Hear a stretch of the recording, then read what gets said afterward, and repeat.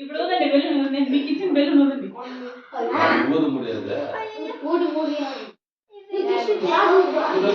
మీ వల్ల ఎంత అవుతుందో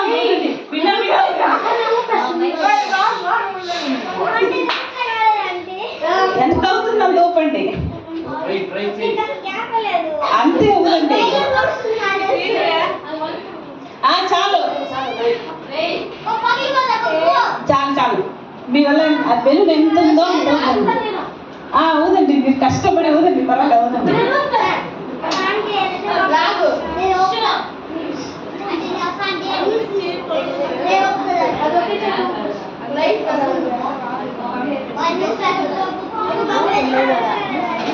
బాగుందండి, బాగుందండి, గట్టి గట్టిగా ఊదు.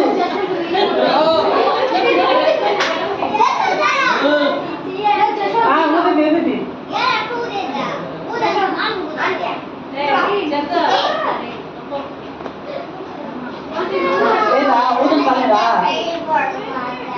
సరే కూర్చోండి, మేము ఈ ప్లేస్ లో కూర్చోండి. మీరు కూడా బెల్లం పెట్టుకుని అట్లే కూర్చో చెప్తాం.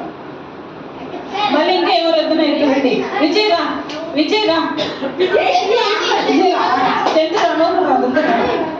పిన్న పిన్న తర్వాత ఇంకొక రండి అన్న జెంట్స్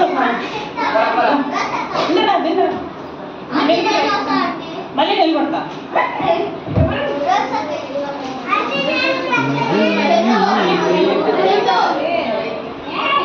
ఊదండి ఊదండి, మీ బెలూన్స్ ఊదండి. భిన్న భిన్న భిన్న భిన్న ఊదు.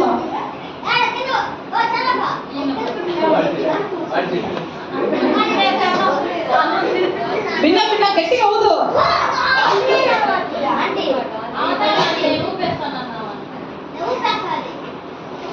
భిన్న భిన్న ఊదు.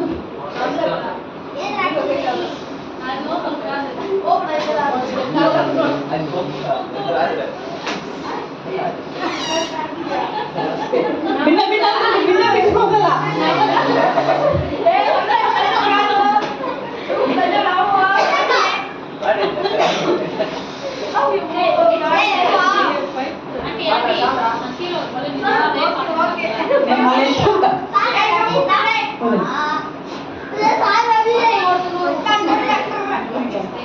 త్వరగా త్వరగా టైం అయిపోతాం. మళ్ళా మీరు ఊదినారా? మీరు ఊదినారా? ఊదిలేదా? ఏమైందా? సరే, ఇప్పుడు మీరు ఇందాక వచ్చినారు కదా, మీరు నలుగురు రండి చెప్తాం. మీరు నలుగురు రాదు. పెద్ద బిల్లు అలా పక్కండి, ర్యాకెట్ బిల్లుని పక్కొచ్చి పెద్ద బిల్లు నా పక్కండి.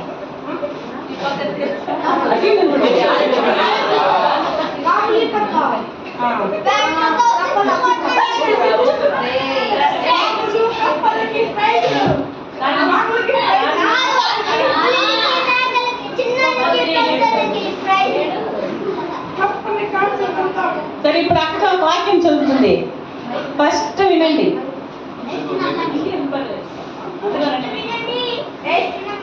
సైలెంట్ గా ఉంటే ఇరుకు ద్వారమున ప్రవేశించుడి, నాశమునకు పోవు ద్వారము వెడల్పును, ఆ దారి విశాలమునై ఉన్నది, దాని ద్వారా ప్రవేశించువారు అనేకులు. జీవమునకు పోవు ద్వారము ఇరుకును, ఆ దారి సంకుచితమునై ఉన్నది, దాని కనుగొని వారు కొందరే. ఏం చదివింది అక్క? వాక్యం ఏం చదివిందే? అప్పుడు కొంచెం కొంచెం పడిపో. ఇరుకు ద్వారమున ప్రవేశించుడి, నాశనమునకు పోవు ద్వారము వెడల్పును, ఆ దారి విశాలమునై ఉన్నది. అంటే ఏం చూసినా నరకానికి పోయేది ఈజీ. వీళ్ళు ఊదినారు చూసినారా, ఎంత పెద్ద బెల్లును, అది ఎంత ఈజీగా ఊదినారా. చాలా నరకానికి పోయేది ఏందే ఈజీ. ఎంత ఈజీ అంటే అంత ఈజీ ఊదేసినారు. ఏం చేసినారా? ఊదినారా లేదా? ఊదేసినారు కదా. ఈజీగా ఊదినారా, కష్టంగా ఊదినారా? ఈజీగా. చిన్న పిల్లలు కూడా ఏం చేసినారా? ఈజీగా ఊదినారా? కానీ వీళ్ళేం చేయలేదా? కానీ పరలోకం పోవాలంటే ఆ దారి ఎట్లుంటుందంట? చిన్నది, చాలా చాలా చాలా చిన్నది. దాంట్లో పోవాలంటే కష్టము, దాంట్లో పోవాలంటే కష్టము. కానీ ఆ కష్టాన్ని మనం తీసేయాలని యేసయ్య ఏం చేసినాడు?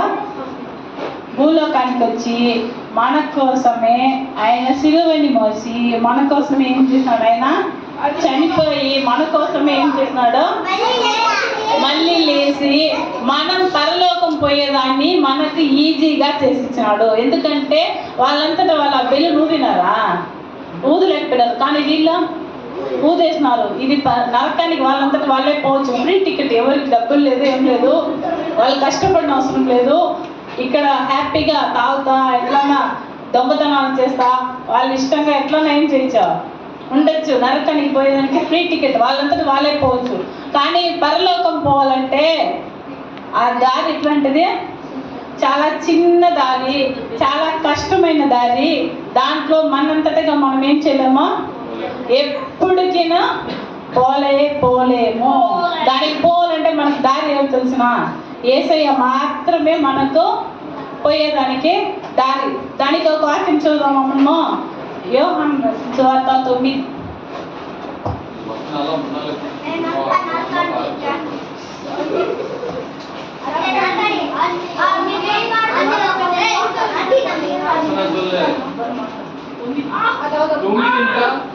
యోహాను 10.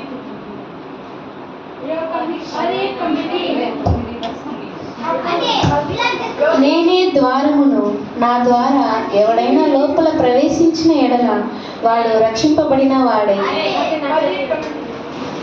లోపలికి పోవచ్చు, బయటికి వచ్చుచు మేత మేయుచునుండును. ఇక్కడ ఏంటంటే, నా ద్వారా మాత్రమే లోపలికి పోతారు. లోపలికి అంటే ఎక్కడ? పరలోకానికి ఎవరి ద్వారా పోయేదే? యేసయ్య ద్వారా మాత్రం ఏం చేయగలుగుతారో, పోగలుగుతారు. యేసయ్య లేకపోతే పరలోకానికి పోలేరు. ఇప్పుడు ఈ పంపించినాను అనుకో, వాళ్ళు ఏం చేస్తారు? ఈజీగా ఊదేస్తారు. అదే యేసయ్య ఉంటే కూడా మనం ఏం చేయొచ్చు? ఈజీగా పరలోకానికి వెళ్ళిపోవచ్చు. వాళ్ళకి కష్టం అనిపించదు. అది చూద్దామా, వాళ్ళు ఒకరు కొట్టేసారు కదా, త్వరగా కొట్టం. మీరు తీసేయండి, మీ గాలి తీసేయండి, బెలూనంతా తీసేయండి.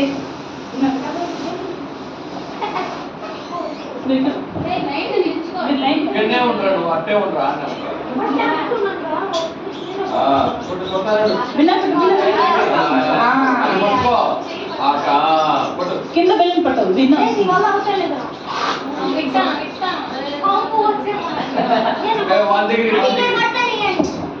కొట్టిస్తాడు ఈయన,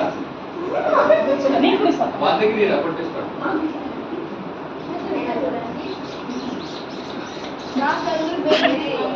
వేరే వేరే బెలూన్ తీసుకురా.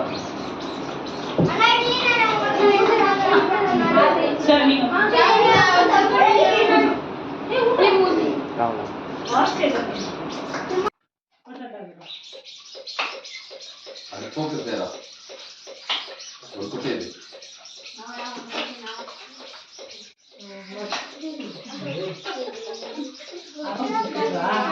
ఈ పద్ధతి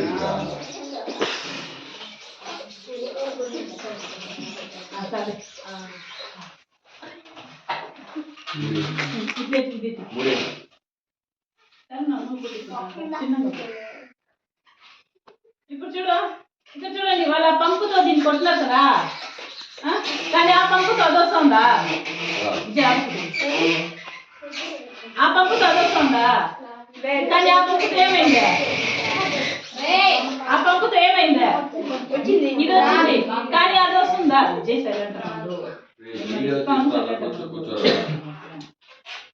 అదే యేసయ్య కూడా ఏం చేయలేడు మనల్ని నరకానికి పిలుచుకొని పోడు. ఎప్పుడు యేసయ్య ఎక్కడ పిలుచుకొని పోతాడా?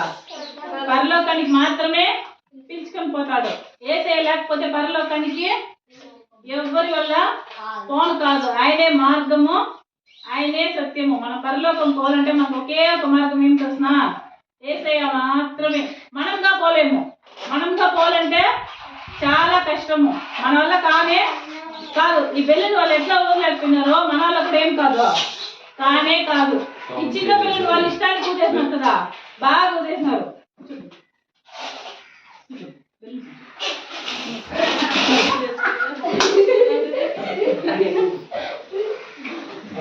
కదా, అది ఎట్లా ఊదగలిగినారు? ఆ పంపు ఉంటేనే ఏం చేసినారు? ఊదినారు. వీళ్ళైతే నోటితోనే ఊదేసినారు, ఈజీగా ఊదేసినారు కదా. కానీ దాన్ని నోటితో ఏం చేయలేకపోయినారు? ఊదలేకపోయినారు. మనం కూడా ఎప్పుడు కానీ ఏసై లేకపోతే పరలోకానికి పోలేము, మన వల్ల కాదు, అది కష్టము. కానీ నరకానికి అయితే ఈజీగా పోయొచ్చు. నరకంలో ఏముంటుంది? ఎప్పుడు మంటలో కష్టము, ఇది తప్ప ఇంకేముండదు. ఏముండదు? సాతానికి మనల్ని ఎప్పుడు బాధ పెట్టేదే ఇష్టము. ఏం పని? బాధ పెట్టేది, వీళ్ళు కష్టపడాలా అనేదే ఇష్టము. అందుకే మనల్ని ఏం చేయాలా? నరకానికి తీసుకుని పోయి మనల్ని మంటల్లో వేసేయాలని ఎవరు చూస్తాడో? సాతాను చూస్తున్నాడు. కానీ ఏసై ఏం చేస్తాడు తెలుసా? మన కోసమే అది చిన్న దారి, అది కష్టంగా ఉంటుంది పోయేదానికి, చాలా చిన్నది. దాంట్లో మనంతటా మనం ఏం చేయలేము, పోలేము. ఆ మనమంతటా మనం పోలేదు కాబట్టి, మనిషి తనంతటా తానే పరలోకం పోలేడు కాబట్టి ఏసై ఏం చేస్తున్నాడు? మనిషిగా భూలోకానికి వచ్చినాడు. ఆయన మనిషిగా జీవించినాడు. ఆయన ఏం చేసినాడు? 33 సంవత్సరాలు ఈ లోకంలో ఉండి 3.5 సంవత్సరాలు ఏం చేసినాడు?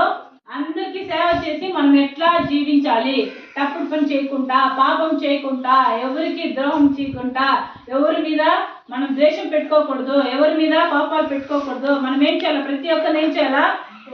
ప్రేమించాలా. మనం ఎట్లా జీవించాలనేది మొత్తం యేసయ్య మనకు చెప్పి ఆయన జీవించి ఏం చేసినాడో చూపించేసే పోయినాడు. ఆయన చూపించిన విధంగా మనం జీవించేటప్పుడు ఏం చేయొచ్చు? మనం కూడా ఆయన మార్గంలో నడిచేటప్పుడు మనం కూడా ఏం చేయొచ్చు? పరలోకానికి పోవచ్చు. ఇంతే కాకుండా మనిషి చేసిన పాపం ఎవరు వల్ల పోగొట్టుకుని కాదు, మనిషి చేసిన పాపాన్ని పోగొట్టుకొని కాదు. ఏది బలిచ్చినా ఏం చేసినా మనిషి చేసిన పాపాన్ని ఏం చేయని కాదు, పోగొట్టుకోనికి కాదు. కాబట్టి యేసయ్య ఏం చేస్తున్నాడు? మనిషిగా పుట్టి మన కోసము దెబ్బలు తిని, మన కోసము ఆయన రక్తం చిందించి, మన కోసం ఏం చేస్తున్నాడో? సిలువను మోసి మన కోసం ఆయన చేతులకు మేకులు కొట్టుకొని, కాళ్ళకు మేకులు కొట్టుకొని, ప్రతిదీ ఎవరి కోసమో? మన కోసమే అన్ని ఆయన భరించి మరణాన్ని ఏం చేస్తున్నాడు? ఆయన మన కోసం తీసుకున్నాడు. అదంతా ఎవరికి రావాల్సిన దండన? మనకు రావాల్సిన దండన. మనం చేసే పాపాలకు మనకు పడాల్సిన దెబ్బలు, మనకు పడాల్సిన దండనను, మనకు రావాల్సిన నష్టాన్ని ఏం చేస్తున్నాడు? యేసయ్య తొలగించేసినాడు. ఆయన సిలువని మోసి అదన్నీ తొలగించేసి మనకు ఒక విడుదలనిచ్చినాడు. ఆయన ద్వారంగా పెట్టి మనకు విడుదలనిచ్చినాడు. మనంతటా మనంగా ఏం చేయలేము, ఎప్పుడు నిజాయితీగా ఉండలేము, తప్పు చేయకుండాను ఉండలేము, పాపం చేయకుండాను ఉండలేము. కాబట్టి యేసయ్య ఏం చేసినాడో మన కోసము భూలోకానికి వచ్చి అవన్నిటినీ ఆయన తీసుకొని మనకు కష్టం లేకుండా చేసినాడు. మనం పరలోకం పోయేదానికి కష్టం లేకుండా చేసినాడు. వాళ్ళ చిన్న బెల్లుని ఊదలేకపోయినారు. కానీ పరలోకం పోవాలంటే కూడా చిన్న ద్వారమే అది. కానీ మనంతటి మనము పోలేము. అది యేసయ్య ద్వారా మాత్రమే పోగలుగుతాము. అది మనం కష్టపడకుండా పోవాలనే యేసయ్య మన కోసము ప్రతిదీ చేసినాడు. మనం అంత కష్టపడకూడదు, నా పిల్లలు కష్టపడకూడదు, వాళ్ళు పరలోకమే రావాలి, నరకానికి పోకూడదు. ఒక్కరోజు కూడా ఆయన ఏం చూసినాడు? ఆయన ఆలోచించే మన కోసం ఆయన మరణాన్ని భరించి తిరిగి 3వ రోజు లేచి మరణాన్ని ఏం చేస్తున్నాడు? యేసయ్య జయించినాడు. మనం కూడా ఏం చేస్తామో? యేసయ్యను నమ్మి ఆయన మార్గంలో నడిచేటప్పుడు మనం కూడా ఏం చేస్తామో? మరణాన్ని జయిస్తాము. ఏం చేస్తారో? మరణాన్ని జయిస్తారంటే నరకానికి పోకుండా పరలోకానికి పోవడమే. ఎందుకంటే నరకానికి పోతే అక్కడ ఏముంటుంది? మంటలు, కష్టము అన్నీ అక్కడనే ఉంటాయి. కానీ పరలోకం పోతే అక్కడ ఏముండదు. అక్కడ యేసయ్యతో ఎప్పుడు హ్యాపీగా ఉండేదే. మీరు ఎప్పుడు హ్యాపీగా ఉండాలని, మీరు అట్లా కష్టపడకూడదనే యేసయ్య ఒక ద్వారంగా వచ్చినాడు. ఆ దారిలో నుంచి లోపలికి పోతేనే ఎవరన్నా సరే పరలోకానికి పోతారు. వేరే దారిలో నుంచి ఎంత ఈజీ అయిన దారిలో నుంచి పోతారో అంత నరకమే, కానీ అది పరలోకానికి పోలేరు. ఆయన ఒక్కడే మనకు మార్గము. వేరే ఏ పనులు చేసినా పరలోకానికి ఏం చేయలేరు, పోలేరు. మీరు డబ్బులు దానం చేసినా, అన్నం దానం చేసినా, బట్టలు దానం చేసినా, చాలా మంది చెప్తారు కదా, అవన్నీ దానం చేస్తే పుణ్యం వస్తుంది, ఇవన్నీ చేస్తే ఏం వస్తుంది? పుణ్యం వస్తుంది. అదంతా వస్తుంది. కానీ పరలోకానికి పోయేదానికి అదన్నీ మార్గము కానే కాదు. పరలోకం పోయేదానికి ఒకే ఒక మార్గము యేసయ్య మాత్రమే. అది యేసయ్య మన కోసం వచ్చి దాన్ని ఈజీగా చేసేసిపోయినాడు. కష్టంగా ఉండే దాన్ని ఆయన పడగొట్టి ఈజీగా మన కోసం ఆయన మార్గంలో నడిచి మనం పోవడానికి ఈజీగా చేసేసి పోయినాడు. మనం చేయాల్సింది ఒక్కటే, సాతాను మార్గంలో ఈజీగా నాకు అది ఈజీగా ఉంది నేను దాంట్లో పోతానని పోకుండా యేసయ్య మార్గం కష్టంగా ఉన్నా సరే ఆయనకు ఒప్పించినామనుకో అది నీకు ఈజీ అవుతుంది. యేసయ్య నీ తోడు ఉండేటప్పుడు నీకు అది ఈజీ అవుతుంది. తప్పుడు మాటలు మాట్లాడకుండా ఉండేది నీకు ఈజీ అవుతుంది. దొంగతనాలు చేయకుండా ఉండేది ఈజీగా అవుతుంది. పెద్దోళ్ళంతా గౌరవించేది ఈజీగా ఉంటుంది. అదే మీరు యేసయ్య తోడు లేకుంటే ఇవన్నీ చేయాలంటే కష్టంగా ఉంటుంది. తప్పుడు మాటలు మాట్లాడాలనిపిస్తుంది, దొంగతనాలు చేయాలి, ఇట్లాంటి పనులన్నీ ఏముంటుంది ఉంటుంది. అవన్నీ లేకుండా యేసయ్య ప్రతిరోజు ప్రేయర్ చేస్తాం మేము, ఈరోజు మీకు నచ్చినట్టు ఉండాలి యేసయ్య, ఏ తప్పుడు పనులు చేయకూడదు అట్లా అని చెప్పి ప్రేయర్ చేసేటప్పుడు ప్రతిరోజు యేసయ్య మీతో ఉండి నడిపిస్తూనే ఉంటాడు. ఆయన మీతో ఉండి ఎప్పుడు ఏం చేస్తాడు, మీకు పరలోకం పోయేదానికి దారి చూపిస్తాడు. ఓకేనా? అర్థమైందా? నరకానికి పోయే దారి ఈజీ, నరకానికి పోయే దారి ఈజీ, పరలోకం పోయే దారి అది చాలా చిన్నది, అది చాలా చిన్నది. దాంట్లో కొంతమందే పోగలుగుతారు. అది ఎవరంటే యేసయ్యని నమ్మిన వాళ్ళు మాత్రమే దాంట్లో పోగలుగుతారు. ఎందుకంటే యేసయ్య సహాయం తప్ప వేరే సహాయము లేదు పరలోకం పోవాలంటే. కానీ నరకానికి పోవాలంటే చాలా సహాయాలు ఉంటాయి. దాంట్లో తప్పుడు పనులన్నీ ఉంటాయి, బూతు మాటలన్నీ ఉంటాయి, దొంగతనాలు, హత్యలు అన్నీ ఉంటాయి. కానీ ఈ పక్క పరలోకం పోవాలంటే ఒకే ఒక దారి యేసయ్య మాత్రమే. దీనికి మార్గాలు చాలా ఉంది, అది చాలా ఈజీ, విన్నా పోవచ్చు. డబ్బులు కూడా మీకు అంత కష్టం ఉండదు, మీరు జీవించేదానికి కూడా ఈజీగా పోవచ్చు. మీ ఇష్ట ప్రకారం దొంగతనాలు చేసుకుంటా, తప్పుడు మాట్లాడుకుంటా ఎట్లంటే అట్లా జీవిస్తే ఏమవుతుంది, సాతానుకి మీరు చోటించినట్టు అవుతుంది. అప్పుడు ఎక్కడికి పోతారా? నరకానికే పోతారు. మీరు తప్పుడు మాటలన్నీ మాట్లాడకుండా, చెడ్డ పనులు చేయకుండా, పెద్దోళ్ళని గౌరవిస్తా ప్రతి ఒక్క రోజు మీరు యేసయ్యకి నచ్చినట్టు జీవించేటప్పుడు ఎక్కడ పోతారో పరలోకానికి పోతారు. దానికి మీకు ఎవరు సహాయం చేస్తారో?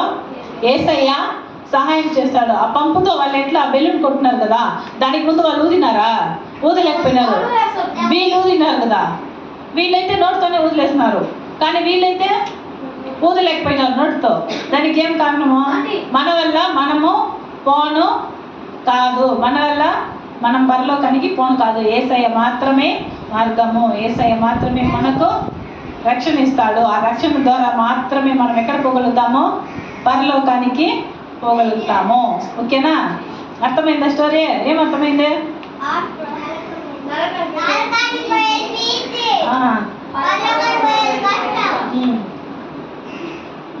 మళ్ళా పరలోకానికి